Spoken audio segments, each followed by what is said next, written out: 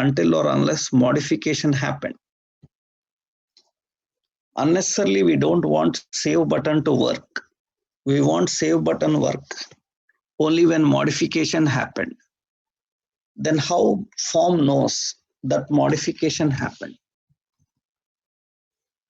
How form identifies that modification happened?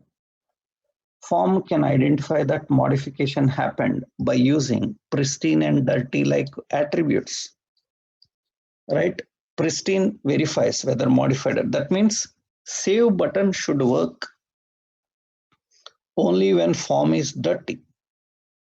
That means I need to disable the save button and make it work on dirty. You can use negation values also. That means I will go to the save. And here the save button, here the save button is also using disabled. But this time, this save button disabled doesn't depends on valid or invalid. It depends on FRM register. It should be disabled when it is pristine. Pristine means if no modification happened, then disable. If no modification happened, disable. If any modification happened, then only enable. So that means you see now the save button is not working again, same. So it will not work until or unless you do some modification. That means I entered some details. Now save button is working. So then they can save. On save, we can write some logic to update the details. So that means these type of interactions we can write in the background later. But here important is generally question comes, when do we use pristine? When do you use dirty? Valid, invalid, okay. Submitted also okay. But why we use pristine and dirty? That these are also very commonly used. Because these days we don't want validations to display until or unless they have submitted the form, or until or unless they've done some modification inside the form. For that, we need to understand how to deal with all these services. So these are the validation services. So to verify all the fields in the form, that means they are form state validation. So based on the form state, we can handle them. You can apply effects, styles, and everything according to the state. For that, another example I will show you. So in this example, I just given you what is the concept of all these services, right? We just added a new component, ng generate component and form validation. Okay, skip test equal to true. And we have a form validation dot component dot html, only html, nothing we have done inside the ts file. In the ts file, nothing we have done here. Just you need to do everything at the UI level only. That means you need to configure everything here.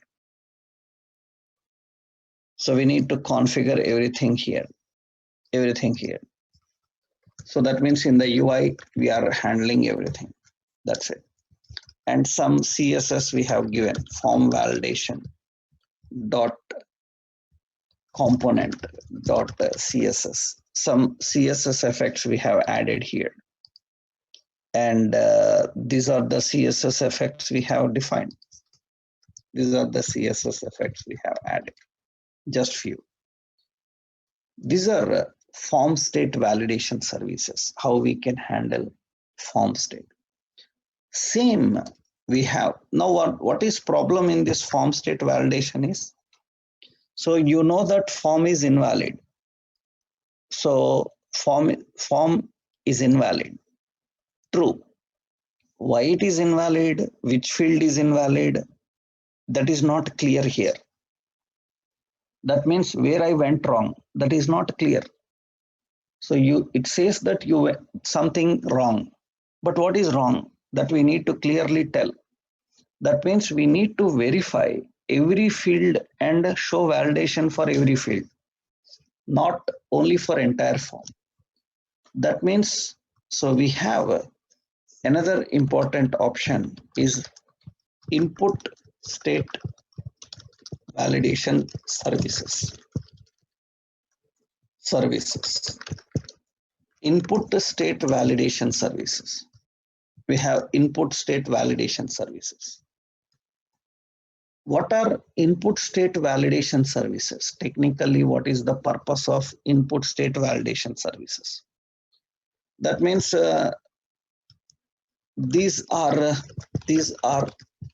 Angular validation services used to verify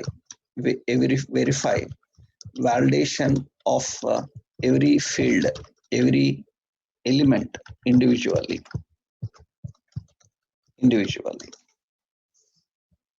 Verify validation for every field validation of every field individual.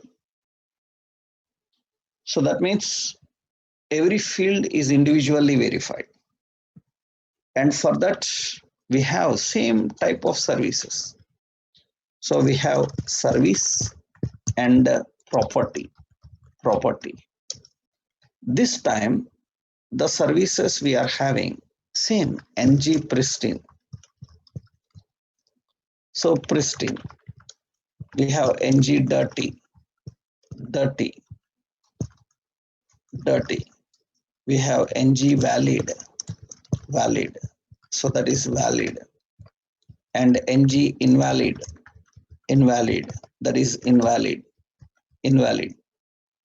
And we have ng touched extra. We have. So this is touched. Ng untouched. Which is untouched. And we have errors. Errors is defined as errors. These are all the validation services for input fields. Means for every element individually we can handle. Generally, these are used like this. That means generally they are used with input controls. That means form elements. So they are defined with the form elements. Here we have to define them. This all syntactically we define like this. How you define? FRM register dot invalid. So FRM register dot valid like this. Actually, these are defined syntax. Yeah, these are defined like this. You can use a combination here, txt name dot invalid like this, txt name dot pristine like this. Not form name, input name is used.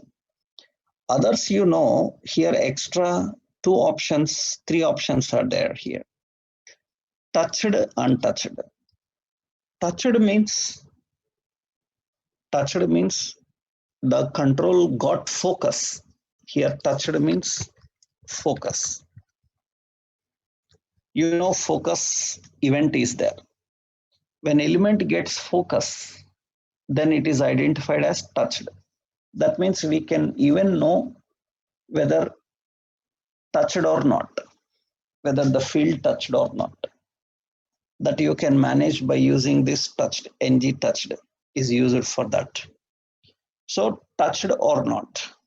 Untouched means it is never even touched. That means not even one time also it got focus. If it gets focus, then it is treated as touched. Touched is different, modified is different. So pristine means you make some changes, but touched means just you click